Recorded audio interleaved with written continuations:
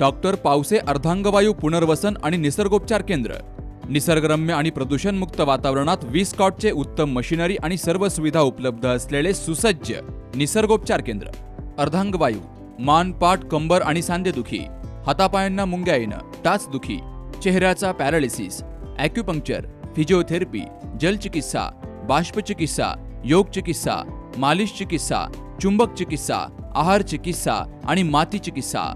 संपर्क डॉक्टर रमेश पावसे, ठिकाण हिवरगाव पावसा, रायतेवाडी रोड, तालुका संगमनेर. संपर्क 9623 25 67 22. या वास्तूमध्ये कोणत्याही प्रकारची ढवळाढवळ करू नये. या आश्रमाचं नाव सुद्धा हार्दे आश्रमच राहील. आणि त्यानंतर ज्ञानेश्वर महाराज आणि रामेश्वर महाराज हे दोघ जण जे आहेत हे बाबांची सेवा करायचे. तर महाराजांचं असं मत होतं की ज्ञानेश्वर महाराज हा माझ्याजवळ 12-13 वर्षापासून आहे, तर याची उत्तराधिकारी म्हणून मी ज्ञानेश्वर बाबांची तिथं नेमणूक करतो.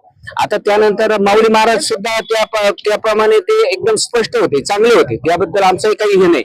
परंतु त्यांचं अचानक निधन झाल्याच्या नंतर हा वाद थोडा चिघळत गेला. त्यांनी त्याचा पुढचा उत्तराधिकारी नेमला नाही आणि उत्तराधिकारी न नेमल्यामुळं त्या जागेवर ज्या उतार्यावर त्यांचं जाधव असं नाव आल्यामुळं त्यांनी वरून दडपशाही करून आणि या मंदिराचं डायरेक्ट त्यांनी रूपांतर प्रपंचात केलं.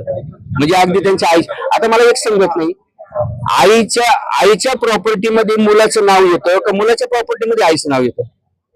इथं सगळं उलट झाले. आणि कसं आहे, थोडक्यात आम्हाला आमची माघार आहे. आम्ही तिथं डिपार्टमेंटला सुद्धा सांगितलं, आम्ही हात जोडून सांगतो, काही सगळं मॅनेज केलेलं जर असेल तर आम्ही किती आदबलो तरी आमच्या इथं काही फायदा होणार नाही. त्यामुळं या ज्या गोष्टी ह्या आम्ही थोड्याशा माघार घेतल्या, फक्त तात्पुरता आम्ही या ठिकाणी निषेध व्यक्त करतोय आणि आम्ही याच्यापुढे माघार घेतो. हे काही महिला समवेत आहेत आणि ही जी भूमिका जी आहे, आपली काय भूमिका या ठिकाणी आहे? आपण या ठिकाणी आश्रमात येत आहेत, काय वाटतं? नाही वाटत काहीच नाही. ज्या वेळेला मोठे बाबा गेले तेव्हा आणलं आम्हीच, तेव्हापासून सुरुवात आम्हीच केली. त्याच्यानंतर या बाबाला आम्हीच सांभाळलं. त्यांची जर भांडणं करायची असती तर आम्ही एवढं संबंधित केलंच नसतं, एवढं पाहिलं नसतं. लहानपणापासून आम्ही दोन्ही सांभाळली आणि आज त्याने डायरेक्ट आईचं नाव लावलं. मग हे मान्य नाही ना, हा सगळ्यांचं आहे ना. आमची एवढीच इच्छा आहे का हे पहिलं जसं राहिलं, जे बाबा बसन ते बाबा सांभाळीन, आमची एवढीच इच्छा आहे. मग आम्ही आमचा बाबा बसवलाय, त्या बाबाला विरोध देतात. काल पण ते महाराज गेले ना इथून, ते माय देखत काय बोलले, मी घरामध्ये फक्त वात आणायला जाते, काही आम्ही आणायला नाही जात. मग तरी पण बोलली. एकादशीच्या दिवशी तिला तोंडावर काय काय बोलली, कोयत्याने उडीन, बंदुकी घालीन. आम्ही कुणी तिला न बोलत नाही, पण आम्हाला पाहिलं का बोलतात. आम्ही शेजारीच राहतो इथं. मग तिसऱ्या बाया येऊन पण फायदा घेतात, आमच्या अंगावर धावतात. कशामुळं? हा आम्ही दिला ना अधिकार, हाय त्यांच्या हाय, आम्ही समोर राहिलोत ना. त्यांना बंधन नाही ना केलं आम्ही कधी राहिला. माग पार पुगळत होता, एवढी वास सुटला होता. रूम कुणी साफ केल्या, वेळी केल्या का येऊन, का नाही केल्या?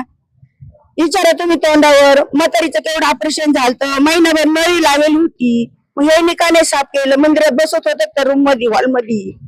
मग आम्ही केलं नीटनीटकं. तुम्ही आज आम्हाला आलं का घाण बोलतात? स्वच्छता जर नाही ठेवली तर कसं काय मंदिर राहील? हा जो वाद आहे, हा वाद सामंजस्य अतिशय मोठ्या घोषणा या ठिकाणी झालेल्या आहेत. आणि थोड्याच वेळात या ठिकाणी महाराज येण्याची शक्यता आहे आणि मोठ्या प्रमाणावरती पोलीस बंदोबस्त या ठिकाणी तैनात करण्यात आलेला आहे. आपण पाठीमागे बघू शकता की मोठ्या प्रमाणावरती संगमनेर शहर पोलीस ठाणे अतिरिक्त बंदोबस्तही मोठ्या प्रमाणावरती मागवलेला आहे आणि मोठ्या प्रमाणावरती या ठिकाणी निषेधाचा मोर्चा लावलेला आहे. आणि काही क्षणातच या ठिकाणी महाराज येण्याची दाट शक्यता आहे.